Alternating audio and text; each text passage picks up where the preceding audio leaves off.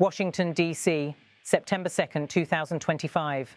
A dramatic and controversial announcement emerged from the heart of Washington today as President Donald Trump revealed that U.S. forces had carried out a lethal naval strike in the Caribbean Sea. According to Trump, the operation, which he described as a kinetic strike, destroyed a Venezuelan boat and left 11 men. The president insisted these individuals were affiliated with the violent transnational gang known as Tren de Aragua. The news broke not through official Pentagon briefings or traditional press conferences, but directly from Trump himself on his preferred platform, Truth Social. He posted both a video and a lengthy written statement, framing the strike as a decisive act of strength and warning to those who, in his words, in America with and violence. The video, posted at 5 a.m. Washington time, showed an explosion tearing through a vessel somewhere in the Caribbean.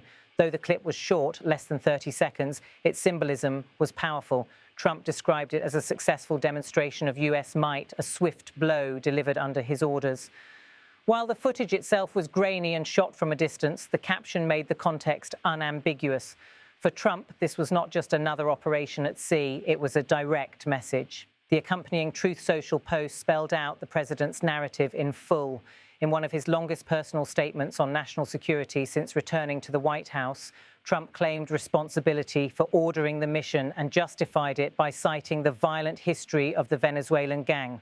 Donald Trump wrote, "Earlier this morning, on my orders, U.S. military forces conducted a kinetic strike against positively identified Tren de Aragua in the Southcom area of responsibility. TDA is a designated foreign organization operating under the control of Nicolás Maduro, responsible for mass and acts of violence and terror across the United States and Western Hemisphere. The strike occurred while the were at sea in international waters transporting illegal heading to the United States. The strike resulted in 11 in action. No U.S. forces were harmed in this strike. Please let this serve as notice to anybody even thinking about bringing into United States of America. Beware. Thank you for your attention to this matter." The capitalized word beware at the end of his message underscored the blunt and combative tone that has long characterized Trump's public statements. The gang at the center of this strike, Tren de Aragua, has become infamous in both Latin America and the United States. Originating in Venezuela, it has expanded its influence into Colombia, Peru, Chile, and further afield. U.S. officials and security analysts have repeatedly described the group as one of the most dangerous organized syndicates in the Western Hemisphere. The organization is accused of murder, extortion, kidnapping, trafficking, and especially in 2023, the U.S. State Department formally designated Tren de Aragua a foreign organization, a rare move against a Latin American gang. Trump's statement tied them directly to Venezuelan President Nicolás Maduro, claiming the group operates under state protection, a charge that Caracas has consistently denied. According to Trump, the strike was executed in international waters while the boat was allegedly carrying illegal narcotics bound for the United States. No details were provided about the type of vessel used in the strike, deployed, or whether the operation was carried out by ships, aircraft, or drones.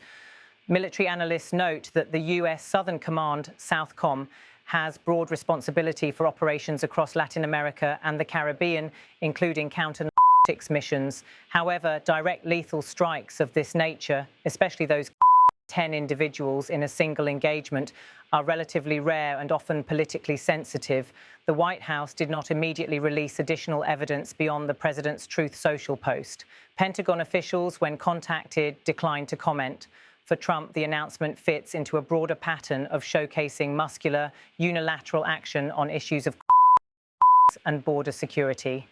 The language he used in his post echoed familiar themes from his campaigns and earlier presidency: zero tolerance for drug traffickers, framing foreign groups as and personally taking credit for military actions. The timing of the announcement also coincides with intensifying political debates over the U.S. role in Latin America and ongoing tensions with Venezuela. Trump has long criticized Maduro's regime, often linking Venezuela's instability to threats facing the United States. By tying Tren de Aragua directly to Maduro, Trump reinforced that narrative. Legal experts are already debating the strike's legitimacy under international law.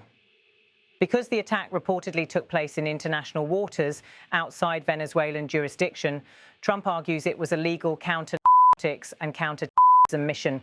Yet critics warn that such actions blur the line between law enforcement and some international law specialists point out that while can be prosecuted as a carrying out lethal military strikes against suspected smugglers without judicial oversight may raise concerns about due process and proportionality. Human rights groups are likely to demand more transparency about how the individuals were identified as. Within the United States, reactions are expected to fall along sharp partisan lines. Trump's supporters are likely to hail the strike as a show of strength, proof that he is delivering on promises to crack down on gangs and traffickers.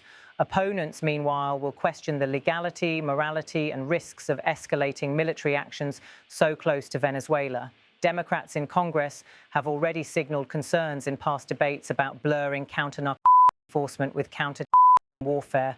Lawmakers may now press the administration for briefings on the strike and its justification. The accusation that Tren de Aragua operates under the control of Nicolás Maduro adds an explosive diplomatic dimension. If Washington frames the gang as essentially an arm of the Venezuelan state, it could justify more aggressive U.S. policies against Caracas. Venezuelan officials have repeatedly denied any link between the government and Tren de Aragua, dismissing such allegations as fabrications designed to undermine Maduro. Yet Trump's statement may now force Caracas to respond more forcefully, either through public denials, diplomatic protests, or potentially mobilizing allies such as Russia and Iran to defend its sovereignty. The most striking part of Trump's message was his closing line. Please let this serve as notice to anybody even thinking about bringing drugs into United States of America. Beware. This was less about one gang and more about establishing deterrence. By publicizing the of 11 men, Trump sought to signal that future traffickers would face similar consequences. His choice to share video footage, however brief, amplified that warning. The use of Truth Social as the primary medium for such a consequential announcement also drew attention. Traditionally, presidents have unveiled military operations through formal addresses or Pentagon briefings. Trump's decision to bypass those channels reflects his ongoing reliance on direct, unfiltered communication with his base. Television networks quickly picked up the story, looping the short clip of the explosion and reading Trump's statement on air. Analysts debated the credibility of the details, with some urging caution until independent verification emerges. Still, the dramatic nature of the footage ensured it dominated headlines. This strike raises questions about the future of U.S. policy in Latin America. Will Trump pursue further military operations against gangs labeled as terrorist organizations?